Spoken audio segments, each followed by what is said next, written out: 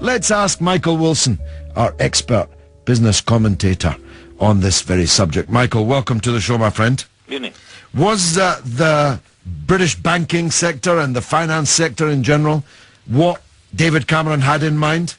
No, I think the most sensible thing he said was about 2 weeks ago, when he said that actually the recovery in this country is going to come from small businesses. And I think what he said was that if each small business in this country, of which there are 5 million, employs one other person, then the economy will start to grow. And his job, and the Chancellor's job in the budget, is to make sure there is a low-cost, no-cost solution to this, which is cutting red tape, making sure that small businesses can grow, that micro businesses can actually achieve things without all the rubbish that 10 years of the previous administration have actually piled on them. That's the way forward. The bankers in this, they make great headlines. They are relevant. What really is important in this country is the totem, is a small business around your corner employing local people.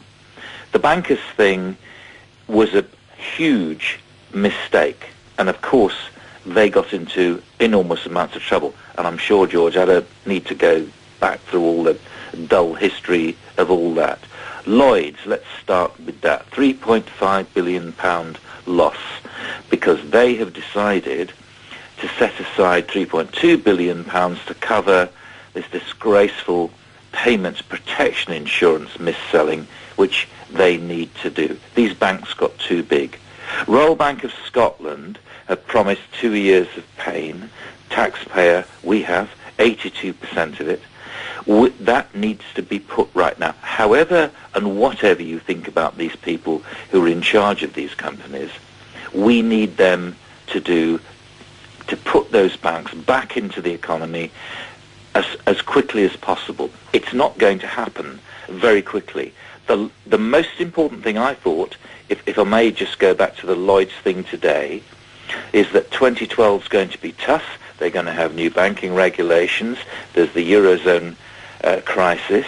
It's going to take them 2 or 3 years to get back into a position whereby they're paying dividends, and that gets the taxpayer getting the money back from them. That is the most important thing. 2012 is going to be horrible.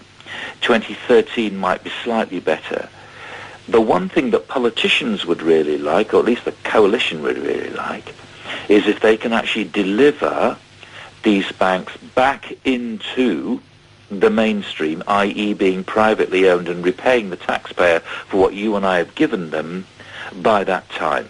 I think it's 50-50, to be absolutely honest. Does that kind of get close to where you're going?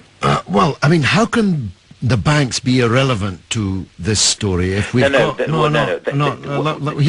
me out, Michael. Yes, okay. 5 million small businesses. Yeah, if they all took on one new member of staff, imagine the impact. But the small businesses can't do it, not because of red tape, which has been the accretion of 10 years of the previous administration, of which I assure you I'm a more stringent critic even than you. They cannot do so because the banks will not lend them money, give them overdrafts in order to expand their businesses. The banks would give them money. What you do not want banks to do is to lend to risky business. It doesn't matter when it is, whether it's now or 10 years ago. You don't throw money at things. What the banks are finding is, to defend your point slightly, is that the cost of lending people money has gone up so much because the banks have to raise money on the wholesale markets, and that is deeply expensive these days because of the way that the financial crisis has actually happened. Now, I don't know what happens in terms of banks. If you go to your bank manager and you're a small business, it is difficult to borrow money, but there are lots of other ways of doing that which are actually coming to the fore as we speak at the moment. There are lots of small organisations and small cluster organisations that are willing to go to small businesses and saying, this is how you borrow money. The reason I said that the bank thing is irrelevant is that's like the headlines.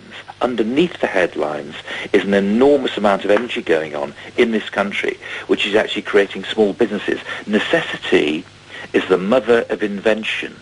The transistor was born. That's the greatest ever electronic invention apart from electricity. That was born in a recession. B-Sky B was born in a recession. Vodafone was born in a recession. What tends to happen is when push comes to shove, business starts to get inventive. Inventions actually happen. Well, we'll see. It's the way it actually happens. But I want to ask you an important question, Michael. We don't never hear about these kind of things because they don't make the headlines. I can tell you, because I've been looking at this for about the past 6 months, that small businesses are doing very well indeed. There's a huge amount of stuff going on there. Well, there's not a lot of sign of it. I want to ask you one last question, Michael, if you'll forgive me. The backlash now developing against the job experience scheme of the government, the big businesses that are now pulling out of it. Absolutely. Where does this go now? I have never heard so much rubbish in my life about that. Now, what happens is, I'll tell you what, do you want a airy-fairy postgraduate who's flim-flamming around in media studies, or would you like somebody who has actually had to face a queue of angry customers in McDonald's every night in central London to gain work experience? I would prefer the latter. The thing about this slave labour stuff I don't buy that whatsoever. 50% of the people who've been taken on for no pay by this company have actually had positions in those sponsoring companies. I think it's a great idea. It's not slave labour. How come nobody else seems to agree with you, including big business? George, it is a foot in the door. But big business is pulling out of it. I don't know how you started your working life. I started my working life, doing a paper round, washing up and all the rest of it. I did get paid for it. No, absolutely. Experience is the key. And it's okay. That was Michael Wilson. We couldn't get David Cameron to make his passionate defence of big business, so we got Michael Wilson, the business commentator, to passionately defend it for him, even though actually big business is pulling out of the slave labour scheme faster than you could say Jack Robinson. I'll be back.